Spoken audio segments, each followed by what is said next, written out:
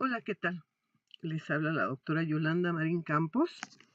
En esta ocasión tenemos un tema muy controversial, muy en crecimiento, con mucha investigación detrás, que los primeros estudios formales fueron financiados por la Organización Mundial de la Salud en los años 50. Este tema es razonamiento clínico.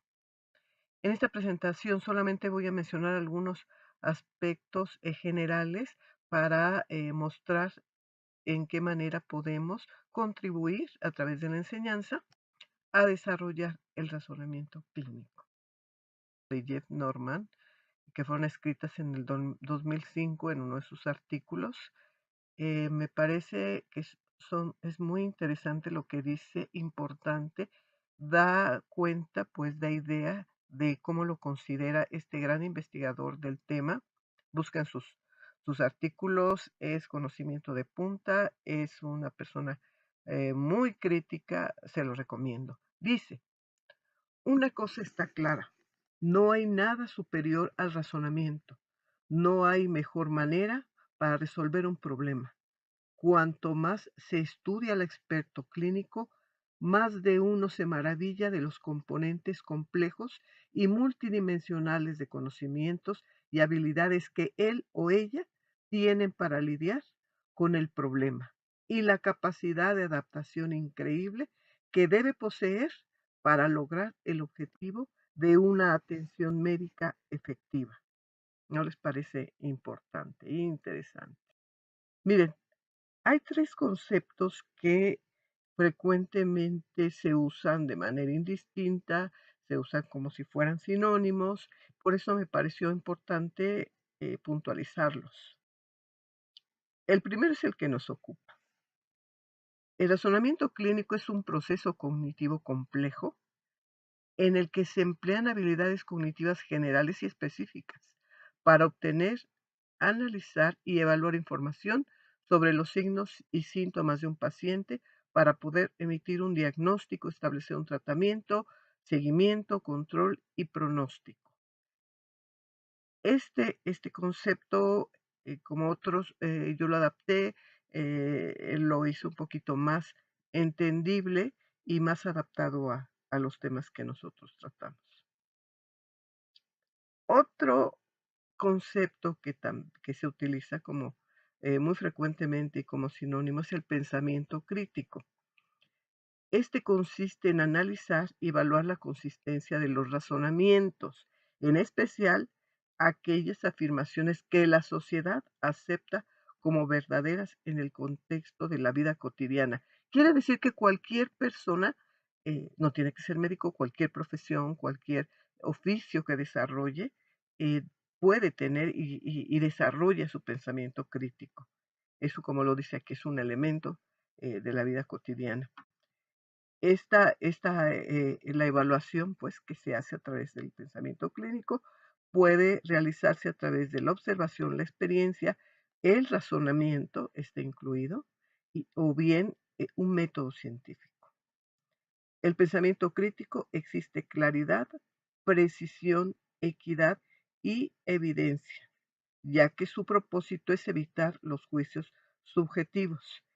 Esto es claridad de pensamiento, precisión en lo que se sepa exactamente qué es lo que se está reflexionando, que es sobre lo que se quiere, aplicar el pensamiento crítico. Equidad, porque si es crítico tiene que ser, lo más objetivo posible. Y evidencias, desde luego, que son las herramientas con las que nos nutrimos para poder, llevar a cabo nuestro pensamiento de esta manera. El juicio clínico, también este concepto lo adapté, es la valoración que hace el médico. Ahí ya está, no es cualquier juicio, es juicio clínico. Consiste en la evaluación de un conjunto de signos y síntomas de un paciente y la información que se obtiene mediante los estudios de laboratorio y gabinete para determinar diagnóstico, manejo terapéutico y pronóstico con el propósito de solucionar de manera segura y eficaz el problema de salud de un paciente. Entonces ya tenemos nuestros 3 conceptos importantes para que sepamos la diferencia entre estos y nos ubiquemos exactamente en razonamiento clínico. Tenemos algunos ejemplos, de competencias que se refieren a eso. Es muy frecuente que las escuelas, que los programas, universitarios de especialidades mencionen estos componentes, pues, como parte o como una competencia, como la que yo tomé como ejemplo. Esta no es mía, esta la tomé prestada de un programa educativo, y se llama la competencia pensamiento crítico, juicio clínico, toma de decisiones y manejo de la información. Emplea el método científico en la práctica profesional.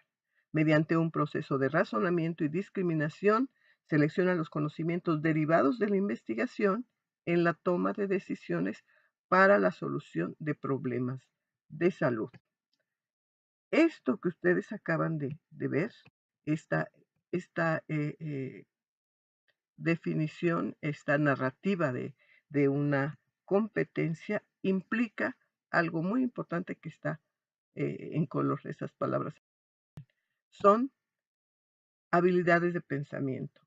Realizar, desarrollar esta competencia implica estos elementos que se llaman habilidades de pensamiento y que poco se mencionan, poco se trabajan en los programas educativos, pero es un componente fundamental para el desarrollo del razonamiento clínico. Las habilidades de pensamiento son procesos mentales que desarrolla el sujeto, identificar, inferir, analizar, etcétera, para formular la solución de un problema, tomar decisiones, hacer juicios críticos, etcétera. Cada persona tiene un desarrollo individual de habilidades de pensamiento. Aquí tenemos a 5 personas. Tiene su nombre, una es Susi, otra es Mari, Pablo, etcétera. Son nuestros residentes.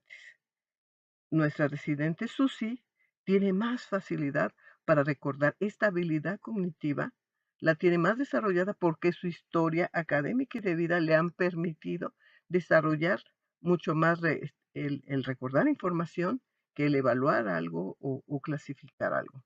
En cambio, por ejemplo, Mari puede inferir más fácilmente, lo tiene más desarrollado que comparar, aplicar, que lo hace con menor eficiencia. Y así, igual Pablo tiene un equilibrio entre varias habilidades, etcétera. Hay variabilidad biológica en el desarrollo de las habilidades clínicas. Los residentes no las desarrollan de manera espontánea, ni los residentes, ni los estudiantes, ni ninguno de nosotros, sino que se requieren métodos didácticos específicos. ¿Por qué específicos? Porque los queremos desarrollar, pero no en cualquier contexto, en el contexto médico. Entonces, los profesores tienen que ser capacitados para apoyar a sus alumnos en el desarrollo de estas habilidades de pensamiento. Bueno, y todo esto, ¿yo para qué lo quiero? En mi trabajo con los residentes en la clínica. Hay un esquema que es relativamente popular entre la gente que trabaja esto.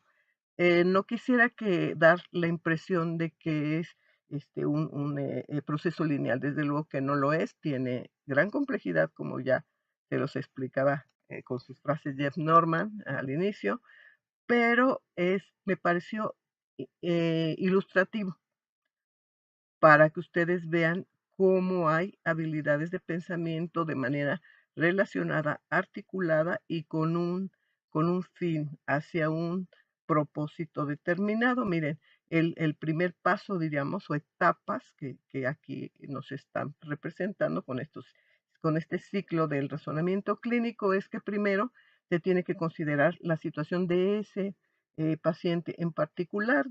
Desde luego, nuestro insumo, que es la información, el interrogatorio del paciente, la exploración del paciente, y posteriormente esa información la tenemos que procesar. El nuevo médico reciente tiene que tener un proceso de razonamiento, echar a andar sus habilidades para procesar esa información y también para poder identificar los problemas o el problema del paciente. Aquí se refieren a establecer metas a qué es lo que, hacia dónde vamos, qué es lo que tengo que hacer para poder ayudar a este paciente en su problema de salud y luego llevar a la acción, realizar las actividades que tenga que hacer para llegar a estas metas. La evaluación de los resultados es qué es lo que estoy logrando, tanto en el proceso de atención al paciente, pero también cuando esto termina, cuando finaliza mi relación con el paciente, qué fue lo que logré y esta reflexión tiene que llevarme a nuevo aprendizaje. Eso es lo que trato de representar en esta figura. ¿Qué es lo que pasa con entre los novatos y los expertos, los estudiantes y los clínicos expertos? ¿Qué ocurre? Un ejemplo es el que nos dan en este esquema, es la agudeza diagnóstica. Si ustedes ven las flechas, se está representando que el novato a menor agudeza diagnóstica, mayor es la cantidad de información que colecta, que tiene que allegarse, que busca del paciente. En cambio, el experto, entre más experto es, menos información requiere. ¿Y esto a qué puede deberse? Bueno, los teóricos nos dicen, ya que hay mucha, mucha investigación sobre esto desde el punto de vista cognitivo, dicen que los estudiantes, cuando están intentando hacer un diagnóstico, razonan en relación, su razonamiento es un proceso repetitivo de generación de hipótesis, pero van de síntoma en síntoma, lo hacen de manera aislada. Ese es su pensamiento novato, ya que no les es posible relacionar los datos clínicos que recolectaron del paciente en forma significativa o bien conformar síndromes. Bueno, esto se debe a una incipiente organización de la estructura de conocimientos médicos del estudiante o del residente. En cambio, los médicos expertos utilizan la mayor parte del tiempo el modelo de reconocimiento de patrones. Este es una propuesta, un modelo importante, interesante de conocer porque lo usan en su razonamiento clínico y es ya que pueden ser más eficientes que con el modelo de razonamiento hipotético deductivo que usan los estudiantes. ¿Qué es el reconocimiento de patrones? ¿Por qué estoy diciendo esto? En el esquema veíamos que el experto con poca información tiene mucha más agudeza diagnóstica.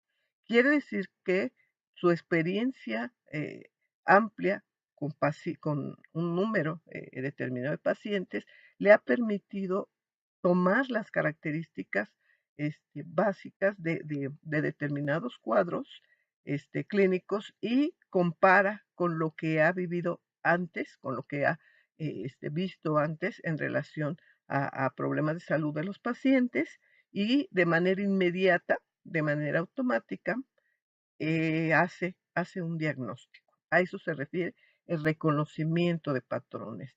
Sigue determinadas características, las compara con las características que tiene su paciente actual y da su diagnóstico. Esto se ha estudiado principalmente para el diagnóstico, pero de igual manera puede ser para la terapéutica. ¿Y a qué voy con todo esto? A que los métodos y técnicas de enseñanza que yo utilice con mis residentes deberán tomar en cuenta este proceso de razonamiento para ayudarlos a que lo desarrollen.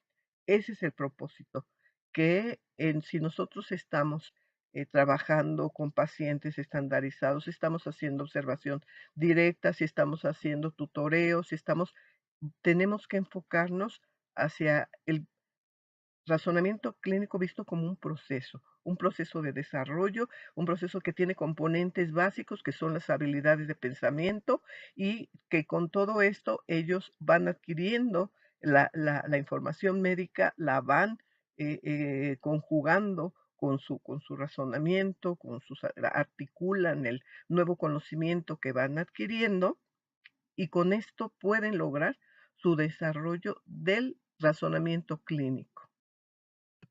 Estas son algunas ideas para que ustedes lo tomen muy en cuenta en su planeación didáctica, en la realización de las actividades de enseñanza de sus residentes. Gracias por su atención y espero que este tema les parezca tan interesante como a mí.